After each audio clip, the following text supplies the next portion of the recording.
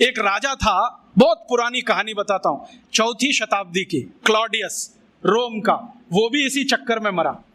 उसको भी कुछ बुखार आया और उसके डॉक्टर ने आके नस काट दी उसकी, पैर की भी हाथ की भी, कि खून निकल जाने दो सारा, ये खून निकल गया तो अच्छा हो जाएगा।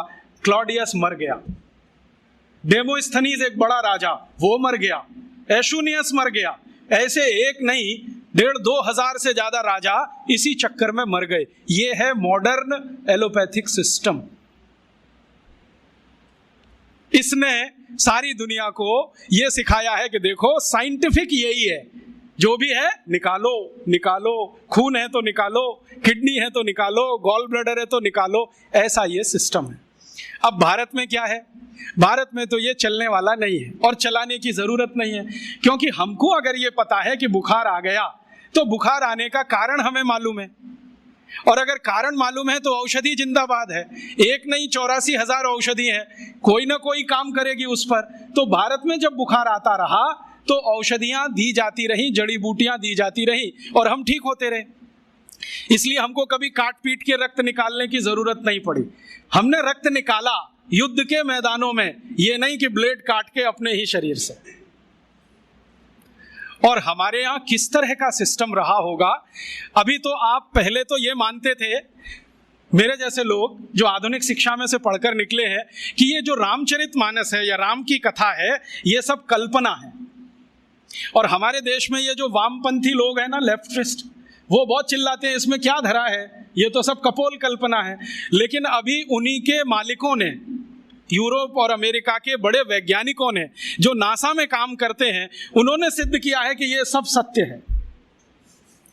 आपको मालूम है, थोड़े दिन पहले नासा ने कुछ फोटोग्राफ्स रिलीज किए, और वो फोटोग्राफ्स भारत के भगवान श्री राम के बनाए हुए समुद्र सेतु के बारे में हैं। मेरे पास भी वो आए हैं। मेरा एक दोस्त नासा में काम करता है, उसने कहा मैं तुम्हें भी भेजता हूं। बहुत सुंदर फोटोग्राफ्स हैं, सैटेलाइट से उतारे गए हैं, कैमरे से नहीं। और उन फोटोग्राफ से पता चलता है कि आज से इतने लाख वर्ष पहले श्री राम जी ने लंका जाने के लिए पुल बनाया था। वो पुल आज भी सुरक्षित है। बस इतना ही अंतर है कि पहले वो समुद्र के ऊपर था, अब समुद्र में नीचे है। नीचे कैसे चला गया? हो सकता है पिछले कुछ लाख वर्षों में 2-4 हजार बार सुनामी आ गया हो, और सुनामी आता है तो मंजिलों मंजिलों बिल्डिंग डूब जाती हैं, तो ये पुल भी डूब गया हो। लेकिन डूबने के बाद भी वो टूटा नहीं है, सुरक्षित है। और फोटोग्राफ्स बताते हैं, और वो साफ दिख रहा है। मेरे पास दुर्भाग्य है कि एलसीडी प्रोजेक्टर नहीं आपको दिखाता, मेरे लैपटॉप में ये सभी फोटोग्राफ्स हैं। वो बताता है फोटोग्राफ्स के पत्थर है ना, उनको कीलों से जोड़ा गया है।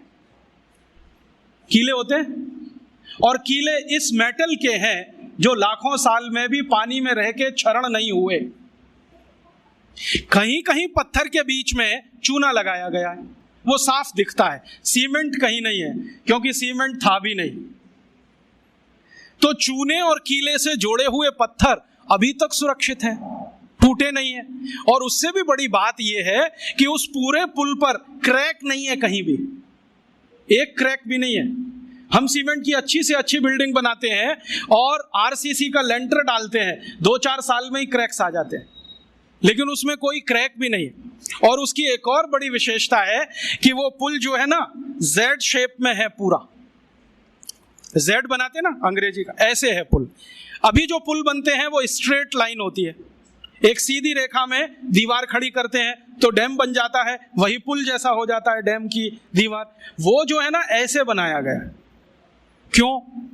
शायद इसलिए कि समुद्र के पानी का प्रेशर बहुत होता हो, तो उस प्रेशर को इक्वली डिस्ट्रीब्यूट करना हो, तो ये शेप सबसे अच्छा है। क्योंकि इसमें कई दीवार आ जाएंगी, हर दीवार पर प्रेशर डिस्ट्रीब्यूट हो जाएगा, तो उसकी लाइफ बढ़ जाएगी।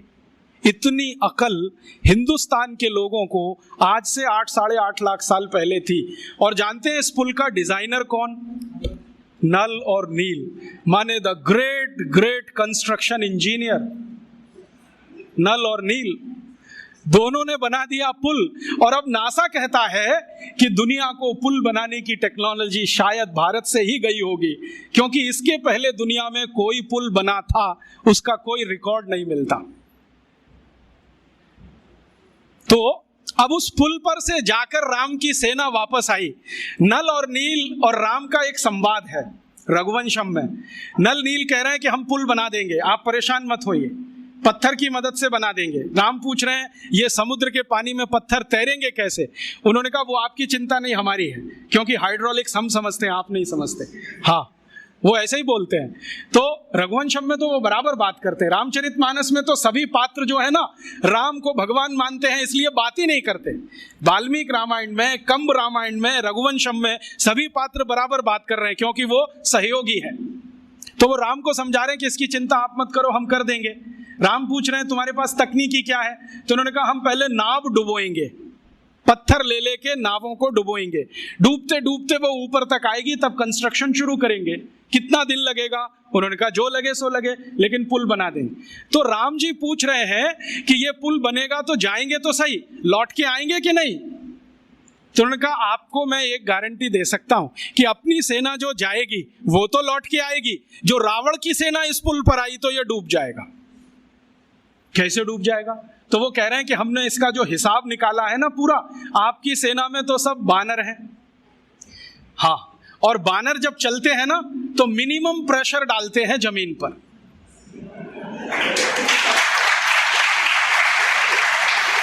आपने देखा है ना, उनके पंजे भगवान ने कुछ ऐसे बनाए हैं कि उनका जमीन पर पंजे का टिकना बहुत कम दबाव डालता है। और वो ऐसे अद्भुत ऊर्जा के मालिक हैं सब बानर कि जैसे ही पंजा टिका तुरंत जंप कर देते हैं। और वो कंटिन्यू जंप कर सकते हैं, 1 किलोमीटर तक कर सकते हैं, 2 किलोमीटर तक कर सकते हैं। तो नल नील कह रहे हैं कि हमने पुल का डिजाइन ऐसा रखा है कि ये बानर जंप करके तो निकल जाएंगे सबके सब, जो रावण की सेना आई तो ये डूब जाएगा, क्योंकि रावण की सेना में सब राक्षस हैं, राक्षस शरीर में भारी है, भारी होने के साथ दबाव ज्यादा डालते हैं, तो ये पुल टूट जाएगा, वो मर जाएंगे। इसलिए युद्ध में हम विजयी होंगे, हारने का चांस नहीं। इस क्वालिटी की चीजें हैं। अब ये क्वालिटी किसी देश में आई हो तो मैं मान सकता हूं कि उस पुल को बनाने का मटेरियल उस जमाने में रहा हो, और उस पुल को बनाने वाले जो लोग रहे, नल नील जैसे पता नहीं कितने, उनको और भी बहुत कुछ ज्ञान आता हो। क्योंकि पुल बनाने में जो उन्होंने चूना घिसा है उसमें कई तरह की जड़ी बूटियां भी मिलाई गई, उनको जड़ी बूटियों का भी ज्ञान हो। तो इससे यह सिद्ध होता है कि उस जमाने का कंस्ट्रक्शन इंजीनियर जड़ी बूटियों का भी ज्ञाता होता होगा। हो सकता है आयुर्वेद भी उसको आता होगा। और राम की सेना में तो वैद्य सुषेण तो मुख्य वैद्य हैं, लेकिन राम जी की सेना में तो थोड़ी बहुत वैद्य की सब कर लेते, सीता जी भी कर लेती, उनको भी जड़ी बूटियों का ज्ञान, लक्ष्मण भी कर लेते हैं, राम खुद सीख गए हैं बहुत कुछ। तो इन घटनाओं से मैं कहना एक ही बात चाहता हूं कि शायद ये लाखों साल पुरानी विद्या है, ये 10-20 हजार साल की विद्या नहीं है। और ये लाखों साल पुरानी विद्या टिकी कैसे, आज तक जिंदा है। आज भी हम उन औषधियों का नाम जानते हैं जिनको राम जी जानते थे, वो नाम वैसे के वैसे ही चले आ रहे हैं। तो ये कैसे संभव हुआ? ये ऐसे संभव हुआ होगा कि इस विद्या को भारत के लोगों ने जीवन विद्या बना लिया होगा। जीवन विद्या माने जिंदगी के हर क्षेत्र से जुड़ी हुई, और इसको जीवन विद्या बनाया होगा, तभी इसका नाम आयुर्वेद पड़ा होगा। ये आयु का विज्ञान है, चिकित्सा का नहीं है, रोगों का नहीं है, जीवन का विज्ञान है। और ये जीवन का विज्ञान सिखाया गया होगा पीढ़ी दर पीढ़ी, पीढ़ी दर पीढ़ी, पीढ़ी दर पीढ़ी। और ये शायद घरों में ही संभव है, क्योंकि घर में ही ज्यादा समय लोगों का बीतता है। तो शायद हर घरवासी को यह ज्ञान मालूम होगा। पीढ़ी दर पीढ़ी वो ज्ञान जो आया वो आज तक चला आया, और इतना अद्भुत है कि हमारे दादा दादी, नाना नानी, चाचा चाची, मामा मामी, मौसा मौसी सब इससे भरपूर हैं, सबके पास ये भंडार के रूप में है।